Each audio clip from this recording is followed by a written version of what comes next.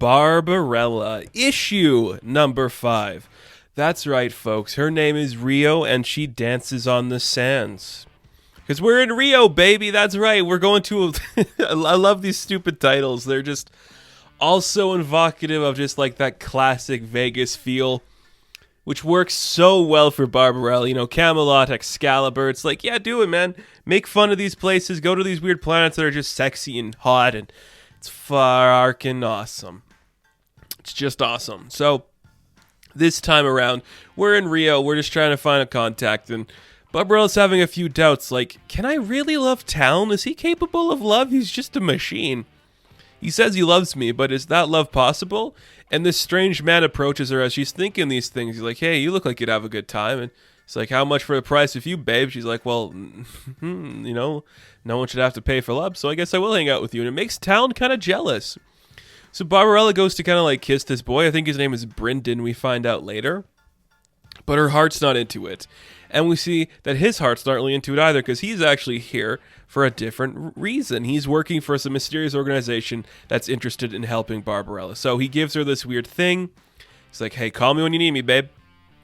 Then we cut back to Tortuga, and we see that there's a traitor amidst in the Brotherhood, and somebody is betraying them. This is why Taln just got attacked, and he's been betrayed, so Barbarella comes to the rescue to save her lovey buddy. He escapes, and everything's looking good, but he's still, again, kind of upset at Barbarella for kind of leaving him to go hook up with some random guy named Brendan. I mean, I'd be upset too, man. It's like it's Barbarella. I'd do anything in the world to be in the position of Taln. That's all I'm going to say. That's all I'm going to say. I would perfectly be cuckolded by Barbarella, and I'd accept that being my fate forever. So she blows this weird smoking thing that Brendan gave her, turns into a big, like, weird smoke version of him, and they follow it to his hideout, where there's some, like, robots giving him a mani-pedi. It's really weird, and he's just like, there are so many things here, babe. Like, this insane stuff going on behind the scenes. I work for these ancient organization. There's a spy in the midst of the Brotherhood who's been betraying you at every moment. And he's like, that's why I called in reinforcements, babe, before they attack you. And we see a big battle in space, and then we see some of these people try to attack Barbarella in town. It gets into a big fight, and then we see who the betrayer was in the organization.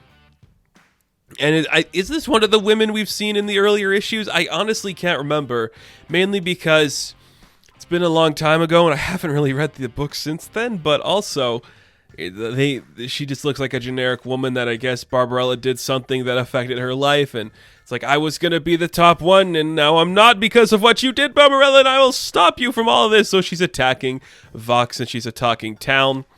It's not looking good.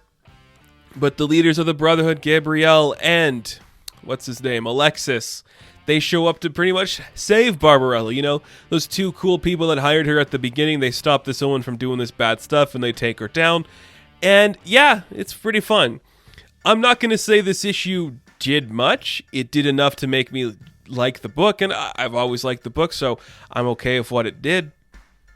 But it was just kind of solid. Yeah, it was just like, hey, Barbarella, you know, somebody's a betrayer inside the Brotherhood. Barbarella takes him down with the help of her allies, and it works.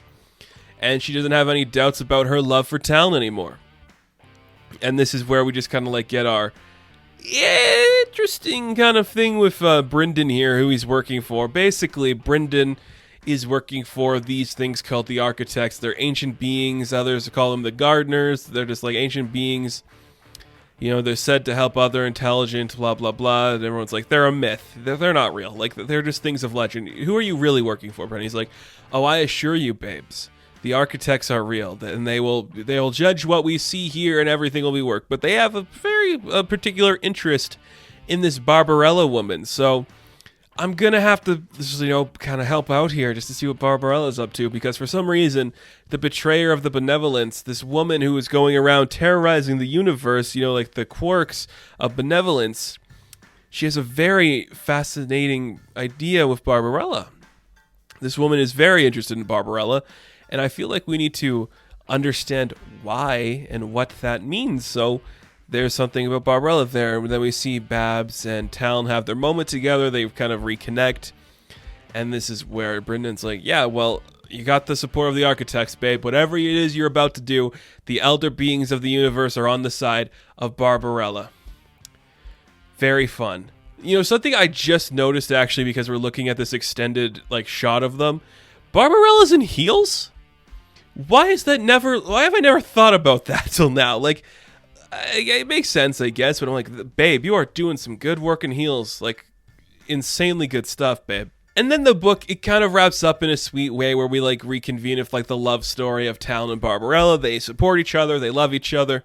It's very cute. Again, would it be cool to have the name Pygar in there? Yes, because I'm a fan of that classic movie, but Taln is a good substitute, and basically, we're just confessing that Taln seems like he's just an outlier in the system of the AI. He developed his own sentience. He did learn to love Barbarella, and it's very fascinating stuff. So, a bunch of cute, sexy blonde people just lying in bed topless, and it's just gorgeous and a fun way to end this book. And I just really like Barbarella, guys. Look, again, I know some people might be like, yeah, it's not that great, but hey, we're establishing our larger universe. There's a betrayer in the Brotherhood. There's the architects who are now on the side of Barbarella to make sure she gets her just in the universe. We're establishing a cool sex planet called Rio. A lot of fun stuff. And I wonder, that's a good thing I've just thought of, because Rio, like I said at the beginning, it was a song by Duran Duran, and Duran Duran got their name from the villain in the Barbarella movie, Durant Durant. So, is that a connection? Am I thinking connection here? Is Duran Duran intrinsically connected to Barbarella?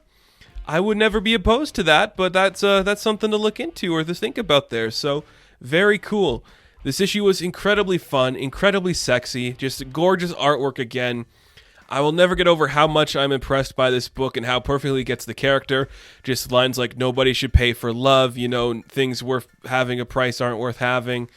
It's amazing, and it's fun, and it sets up the larger universe, and I will never be disappointed in a Barbarella book because this is probably the best one in contemporary storytelling. It works so well, and it's incredibly fun. So, Barbarella, issue number 5. I am going to give a 7 out of 10. Now, thank you guys for watching this review. Be sure to like and subscribe to the channel. As always, you can check me out on Instagram, TikTok, and Twitter. And I will catch you guys in the next one. Have fun. Stay safe. Good luck.